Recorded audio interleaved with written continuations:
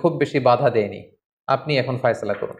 এই পুরো ঘটনাটি আল্লাহ তাআলা কালামুল্লাহ মাজিদের সূরাতুল আরাফের মধ্যে, সূরাতুত তাহার মধ্যে আল্লাহ তাআলা উল্লেখ করেছেন। আল্লাহ তাআলা বলছেন, ওয়ালাকাদ ক্বালা লাহুম হারুন মিন ক্বাবলু ইয়া কওমি ইন্নাকুম ফুতিনতুম বিহ।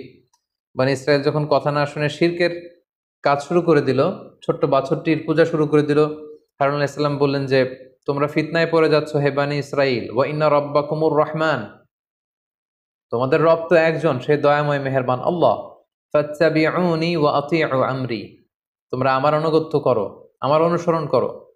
তখন বনী ইসরাইল বলল, ক্বালু লান নাবরাহা আলাইহি আকিফিনা হাত্তা ইয়ারজিআ ইলাইনা মূসা, না হে হারুন, আমরা থামবো না যতক্ষণ না তোমার ভাই মূসা তাওরাত নিয়ে না আসে, আমরা থামবো না।